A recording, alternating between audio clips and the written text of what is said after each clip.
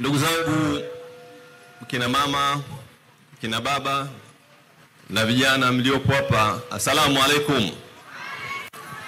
ACT Wazalendo, ACT Wazalendo. Ndugu zangu, kwanza nimshukuru Mwenyezi Mungu ambaye ametupa afya na uwezo kwa ujumla tukaweza kukutana katika mkutano huu muhimu sana katika wilaya yetu ya Temeke. Ndugu zangu, muda sio rafiki, na kwa sababu hiyo nitazungumza nukta chache ambazo naamini ni muhimu zikafahamika kwetu. Kwanza kabisa nilipenda nizungumzie swala la viongozi wa dini kushiriki siasa. Jambo hili linatafsiriwa kama ni jambo geni kwa sasa, lakini kwa hakika sio jambo geni. Katika historia ya nchi yetu sisi, chama cha kupigania uhuru kimeanza mwaka 1929.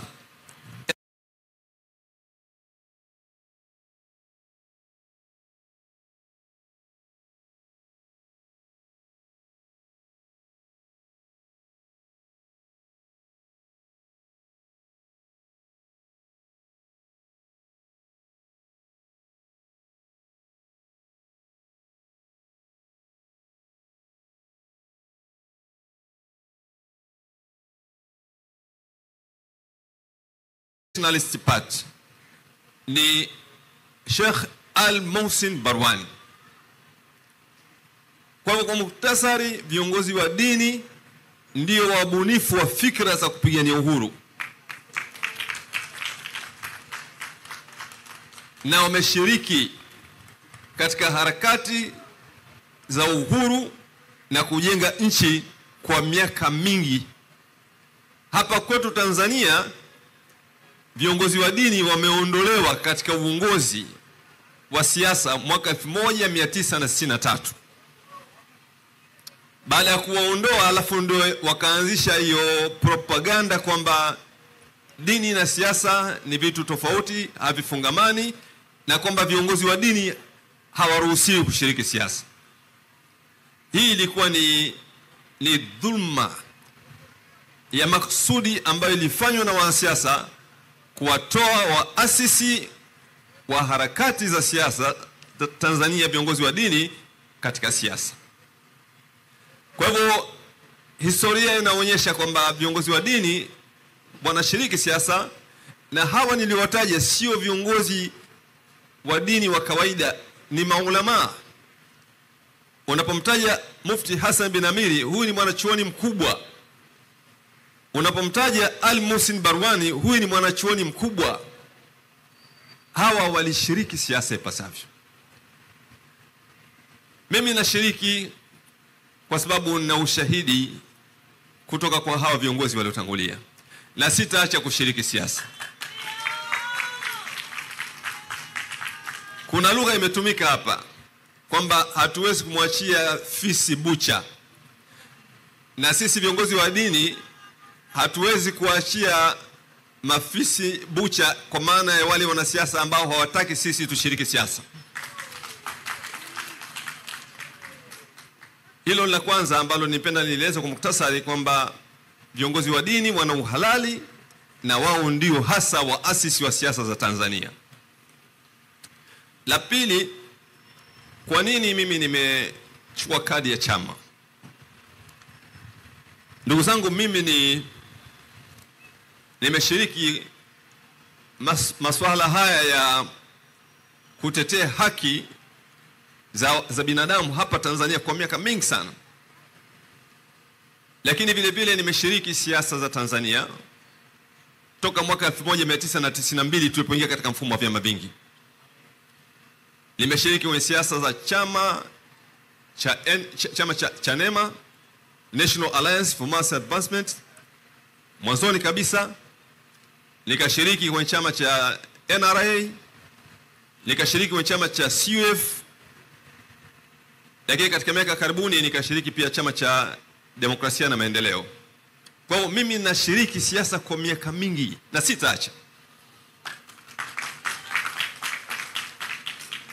Kwa hivyo kuna lugha inatumika, Sheponda kajiunga kwenye siasa. Mimi sijajiunga kwenye siasa, mimi ni muasisi. Tunaelewana? Mimi ni muasisi wa siasa za Tanzania. Na hatuwezi kuacha kufanya siasa kwa sababu siasa ndo zenye maamuzi. Yaani maisha yetu sisi yanaamuliwa na wanasiasa. Tunaelewana? Hawa ndio wako kwenye vikao vya maamuzi. Hawa ndio wako kwenye vikao vya maamuzi, ndio wako kwenye baraza la madiwani ambalo ni bunge dogo lililopo kwenye eneo husika. Linatunga sheria, linashughulikia fedha. Hawa ndio wanaoingia kwenye bunge la Jamhuri ya Muungano, wanatunga sheria, wanashughulikia katiba. Ni wanasiasa. Hawa ndio ambao wanakuwa mawaziri, hawa ndio wanakuwa marais. Kwa hivyo hatuwezi kuacha muhimili unaohusu maisha ya watu kwa watu wasiostahiki. Lazima tuingie sisi ambao tuna uwezo wa kusimamia. Kwa hivyo ndugu zangu, nimegusia nukta hii kwa sababu mwaka 2020 mimi nilikwenda kwenye kiwango cha juu kabisa cha ushiriki wa siasa. Nilishiriki kwenye jukwaa la mgombea urais. Wakati ule kambi ya upinzani ilikuwa na nguvu kubwa, lakini nilipojiunga mimi kwenye kambi ile ya upinzani, nguvu iliongezeka maradufu na tulishinda. Uchaguzi wa mwaka 2020 CCM haikushinda, ilishinda kambi ya upinzani. Na haya sisemi mimi, haya yanasemwa na wana CCM wenyewe kwamba uchaguzi wa 2020, lugha wanayotumia wao, wanasema kulikuwa hakuna uchaguzi. Lakini hii tumesikia wakizungumza wao wenyewe kwenye majukwaa kwamba 2020 hapakuwa na uchaguzi, kwa maana kwamba walishindwa. Sasa tulipomaliza uchaguzi ule wa 2020, mimi nililaumiwa sana na watawala, vyombo vya dola. Lugha walikuwa wanatumia na propaganda kubwa kwamba mimi ni kiongozi wa dini, sikupaswa kushiriki siasa. Na rais alikuwa madarakani wakati ule, alitoa maagizo mazito sana dhidi yangu. Na pia waliwahi kutumia hata vikundi vya baadhi ya viongozi wa dini, nao pia wakawa wanalaumu. Sasa ni vizuri kuzingatia mazingira yalivyo, halafu mtu ukajipanga vizuri zaidi. Kwa kuzingatia hali hiyo sasa, mimi nikaamua nichukue kadi ya chama. Lengo la kuchukua kadi ya chama ni kujijengea uwezo wa kisheria, ili kuondoa zile propaganda kwamba wewe ni kiongozi wa dini alafu unashiriki siasa. Leo hii sasa, baada ya kuchukua kadi ile, ina maana nimechukua kofia ya pili. Kofia ya kwanza kofia ya dini, kofia ya pili kofia ya siasa. Kwa hiyo leo hii ninapozungumza hapa, hakuna mtu atanilaumu tena. Kuna mtu atanilaumu kwamba mimi nimechanganya dini na siasa? Ndio namna ya kukabiliana na hawa. Namna ya kukabiliana na hawa ni kujua namna ya kutumia vizuri mazingira yaliyopo. Kwa hiyo mimi nimechukua kadi kujijengea uwezo wa kisheria utakaoniwezesha kufanya zile harakati mbalimbali nilizokuwa nazifanya kwa ufanisi zaidi. Nukta ya pili, kwa nini nimechukua kadi? Ni kuondoa vikwazo pale ambapo itakapokuwa kuna umuhimu wa kwenda katika nafasi muhimu katika nafasi za nchi. Kwa mfano, nafasi ya urais ni nafasi muhimu sana. Rais ndiye anaamua kila kitu.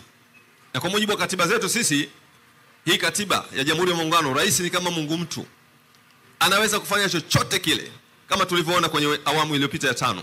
Rais Magufuli alibadilisha kila kitu, aliharibu bunge, aliharibu chama chake mwenyewe, kila kitu aliharibu sababu ya power ya urais alionayo. Ile ni nafasi muhimu sana. Lakini kuna nafasi kama ya waziri, ni kiongozi ambaye anasimamia taasisi inayotoa huduma. Kuna nafasi kama ya bunge. Bunge ni taasisi muhimu sana ndugu zangu. Bunge ndilo linaloamua kila kitu. Lakini kuna swala la udiwani liko pale. Hizi nafasi zote hizi sio nafasi za kisiasa moja kwa moja, lakini huwezi ukaenda kwenye nafasi hizo bila kupitia kwenye siasa. Huwezi kwenda kwenye nafasi hizo kama hujaanzia kwenye kadi ya chama. Tunaelewana? Kwa maana hiyo ina maana kwamba mimi nikichukua kadi, ina maana nimeondoa kikwazo pale ambapo itakapokuwa kuna umuhimu wa kwenda katika nafasi hizo muhimu. Tunaelewana? Ndugu zangu, mkutano wetu wa leo ni sehemu ya mkutano wa kutoa elimu ya uraia. Tunaelewana? Yaani hapa tulipo ni kwamba tunaelimishana, na mimi napenda wanachama wenye ujuzi, wenye weledi wa haya mazingira, hizi siasa zetu wazielewe vizuri. Tunaelewana? Vyama vingine wao wanafanya kampeni, lengo lao ni kuwafanya watu tuwape ridhaa, lakini wanafanya watu washiriki uchaguzi hali ya kuwa hawajui namna gani ya kushiriki na namna gani ya kufikia malengo yanayokusudiwa. Kwa hivyo kimsingi hii ndo hali ambayo imepelekea mimi niweze kuchukua kadi ya chama. Hapa niongezee kitu nimalizie kabisa. Kwa nini ACT Wazalendo? ACT Wazalendo kwangu mimi ilikuwa na sifa mbili. Sifa ya kwanza ni chama ambacho nimeangalia ndani nikahisi kwamba chama kipya lakini kina weledi mkubwa sana ndani wa kisiasa ndani yake. Swala la weledi, ujuzi lipo. Lakini pia ni chama ambacho ndani yake kuna watu wakongwe wa siasa za mageuzi. Kwa sababu wengi kwenye chama hiki ni watu ambao wametoka kwenye vyama vilivyoshika hatamu za uongozi wa kambi ya upinzani huko miaka ya nyuma, ndio hawa waliokuja kuhamia kwenye ACT Wazalendo. Watu kama kina Bab Juma Duni, watu kama kina Ismail Jusa. Lakini kuna watu wenye uwezo mkubwa sana katika nchi hii na walioshika wadhifa kwa uadilifu. Mtu kama Othman Masudi, mtu ambaye aliweza kuacha wadhifa wa serikali pale alipoona kwamba serikali inaongozwa kwa usaliti, akatoka akaamua kuacha wadhifa wa kiserikali. Lakini la pili, la tatu, chama hiki tayari kina mguu mmoja serikalini. ACT Wazalendo ni sehemu ya serikali ya Zanzibar. Sisemi kwamba labda pengine mpaka sasa hivi serikali ile ya muungano kwamba labda inafanya vizuri, mimi sizungumzi huko, hawajafanya vizuri. Lakini tayari chama hiki kina mguu kwenye serikali ya Zanzibar. Kwa hivyo sifa hizi ni miongoni mwa sifa ambazo nimehisi kwamba unaweza ukafanya juhudi na harakati zako kupitia chama hiki na ukafanikiwa. Jambo la pili katika ile kujenga nguvu za kisheria. Ndugu zangu, mimi nimekuwa nikifanya harakati hizi kwa muda mrefu sana, lakini tunapambana na vikwazo vingi sana. Kwa hivyo ni muhimu kujenga nguvu za kisheria. Mnaona hali yetu jinsi ilivyo hapa nchini kwetu Tanzania. Hali ya maisha kiusalama, hali ya maisha kiuchumi ni mbaya kupita maelezo. Hali ya usalama tunaiona, yani watu wanapotezwa, wanatekwa kila siku. Juzi alizungumza kiongozi wa dini ya Kikristo, Askofu Gwajima. Kazungumza vizuri sana.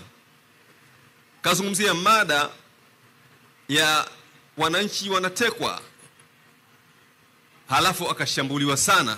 Tena akashambuliwa na viongozi wa chama chake. Yaani wenyewe wanakerwa la kuelezwa kwamba watu wanatekwa, hilo linamwakera. Wakamshambulia sana. Lakini wakati wamemshambulia, siku ya pili ya tatu yake tu akatekwa Sheikh Zanzibar na akauawa. Lakini leo hii pia nazungumza, siku 3 zilizopita ametekwa Sheikh mwingine Singida, hajulikani alipo. Haya ndo maisha chini ya serikali. Kama serikali inashindwa kuwalinda raia, kuna uhalali gani wa kuwepo madarakani? Nasema serikali inashindwa kulinda raia, yani inashindwa kukamata genge. Yani kuna magenge yako mjini yanakamata watu yanaua. Hii serikali inashindwa kukamata genge la watu wanaua watu. Serikali hii kuna uhalali wote uko hapo madarakani? Kwa hivyo ndugu zangu, ni lazima tushirikiane katika hili.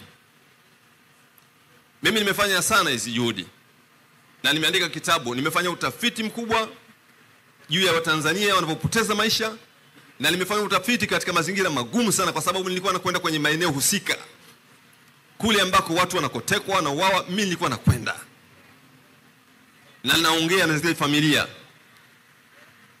Kwa hivyo kujenga uhalali wa kisheria kutanisaidia sana kufanya hizi harakati, na kuzifanya kwenye chama ambacho kina mazingira mazuri pia kutasaidia sana hizi harakati za kupigania haki. Jambo la mwisho ndugu zangu, kwa sababu ya muda, nielezee kidogo mfumo wa uchaguzi unaokwenda Oktoba. Ni uchaguzi wa vyama vingi, lakini vyama vikubwa pa Tanzania ni vitatu. Ni CCM, ni Chadema pamoja na ACT Wazalendo. CCM watashiriki uchaguzi. Chadema hawatashiriki uchaguzi. ACT Wazalendo watashiriki uchaguzi. Ninachokushaurini, nendeni mkapige kura na pitishieni viongozi wenu kupitia chama cha ACT Wazalendo. Na nitaeleza sababu. Ukipitisha viongozi wako ACT Wazalendo, ina maana umefanya mabadiliko. Mabadiliko ni jambo muhimu katika maisha. Tunaelewana ndugu zangu? Lazima uwe unafanya mabadiliko kwenye maisha yako. Yaani kama huna akili ya kureform, ya kufanya mabadiliko, wewe unahesabiwa kama ni mtu mpumbavu, mtu mjinga, na utaangamia. Kwa hivyo ukichagua viongozi wako kupitia kwenye chama cha ACT Wazalendo, ambacho ndio chama kikubwa kitakachokuwa kimefuatia baada ya CCM, utakuwa umefanya mabadiliko katika maisha yako. Jambo muhimu sana. Jambo la pili ni kuhusu Chama cha Mapinduzi. Kwa nini usichague viongozi wako kupitia Chama cha Mapinduzi? Sababu ni hii. Ndugu zangu, siku moja chukua ndoo ya maji, weka kwenye bomba, alafu fungua maji. Ukifungua maji, ile ndoo ikijaa, kinachofuatia ile maji yanamwagika. Tunaelewana? Yale maji yakimwagika, ile huwa ni hasara. CCM hapa walipofika hawawezi kuja na jambo jipya. Unaelewa? Hawa wako madarakani kwa muda wa zaidi ya miaka 50. Binadamu ana ukomo wake wa kuelewa na kufanya. Tunaelewana? Hawawezi kuja na jambo jipya kwa sababu ukomo wao wa kufanya mambo ndio huu. Kwa hivyo kama unataka kuendelea kuishi maisha haya unayoyaona wewe, chagua CCM. Kama unapenda haya maisha unayoona, watu kutekwa. Juzi sisi tumefanya utafiti mdogo. Tulikuwa tunafanya utafiti kuangalia kiwango cha ubinadamu. Yaani hali yetu Tanzania katika miaka hii zaidi ya 50, hali ya ubinadamu ikoje? Tumefanya utafiti wa namna hiyo. Eneo tuliamua kufanya utafiti, tuliamua kufanya utafiti hospitali, na tuliamua kufanya utafiti kwenye kitengo kimoja tu, kitengo cha wagonjwa wa figo. Hayo tuliyoona kule hospitali ni makubwa mno. Leo hii mtu anatibiwa, akishatibiwa, akiwa anatibiwa, lakini malipo ni makubwa sana. Akishindwa, huyu mtu anawekwa mahabusu katika wodi. Hii ninayokuambia ni leo hii, ukitoka hapa nenda hospitali za serikali, kuna wagonjwa wamekuwa mahabusu katika wodi. Hebu fikia, yani miaka 60 ya uhuru tunatendeana hivyo, serikali inatutendea hivyo. Mgonjwa umekwenda hospitali ya serikali kutibiwa, umefika, maisha yamekuwa magumu kwa kiwango ambacho unatozwa fedha, huwezi, ile fedha huna. Alafu wao wanakuchukua, wanakuzuia. Kuna watu wamezuiliwa wiki, kuna watu wamezuiliwa mwezi mzima. Wako nendeni Muhimbili leo hii, wagonjwa wako pale wamezuiliwa mpaka watakapopata fedha, na hawaruhusiwi kutoka nje ya wodi. Lakini kama ilivyosemwa, maiti anakufa unadaiwa shilingi milioni 20 na kidogo. Sisi kuna maiti wetu alikuwa anadaiwa milioni 21. Leo hii tumefika hapo. Kwa hivyo usifikirie wewe kwa kuipa ridha yako Chama cha Mapinduzi, usifikirie kwamba kuna jambo jipya litakuja. Isipokuwa kama unaridhia haya maisha sawa. Kwa kimsingi ndugu zangu, hizi ni sababu za msingi, kwa maana kwamba hawa walipofikia hawawezi kuleta jambo jipya isipokuwa maisha haya ambayo tunaona leo hii. La mwisho ndugu zangu ni kupiga kura. Muhimu. Twendeni tukapige kura. Lakini kinachotakiwa mambo mawili. Nendeni mkapige kura kwa idadi kubwa. Moja katika mbinu ambazo huwa zinaleta ushindi ni pale ambapo mnapopiga kura kwa wingi. Tunaelewana? Sisi tumeshiriki siasa kwa muda mrefu. Mbinu tunazijua. Mbinu moja ya ushindi ni kushiriki, yani kwa wingi kwenye kupiga kura. Na wao Chama cha Mapinduzi katika jambo ambalo huwa wanalifanya kwa makusudi, huwa ni kupunguza idadi ya wapiga kura. Ndio maana katika jambo linalowafurahisha wao sana, hakuna jambo linalowafurahisha kama swala la Chama cha Demokrasia na Maendeleo kususia. Huoni juhudi yote ambayo inafanywa na Chama cha Mapinduzi ambayo inapelekea labda angalau waone nafuu fulani hivi Chadema ili wakubali. Hawafanyi, wanakueleza tu zile sababu zinazofanya kwamba wazidi kukataa. Kwa hivyo tushiriki kwa idadi kubwa, hiyo itatusaidia sana katika kulinda kura. La mwisho ni kutokuruhusu kuibiwa kura.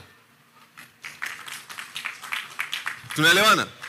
Yani ndio mkapige kura, hakuna kuondoka kwenye kituo cha kupiga kura. Ile kura uliopiga wewe sio ya yule mgombea ule mchagua, ile ni ya kwako mwenyewe. Tunaelewana?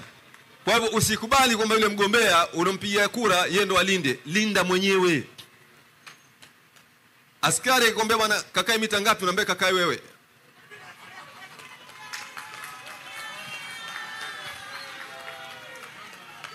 Na hili ndio moja katika mambo ambayo mimi nimekuja kusimamia huko.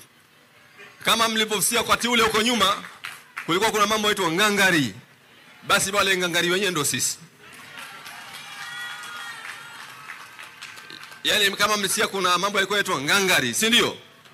Basi wasimamizi wa ngangari tulikuwa ni sisi. Na hii ndio ngangari mwaka huu tunaipeleka kwenye sanduku la kura, ngangari. Kakae mita 100 unaambia kakae mwenyewe. Mimi sikai siondoki hapa. Mita 100 kakae wewe. Mimi nalinda kura hapa. Kwa hivyo ndugu zangu, kwa ufupi sana nimeeleza sisi tuna haki kama viongozi wa dini kushiriki. Sababu zilizonifanya niweze nishiriki ni kujenga uwezo wa kisheria. Lakini vile vile nimehamasisha tushiriki uchaguzi. Lakini tusishiriki tu isipokuwa twende tukalinde kura. Oktoba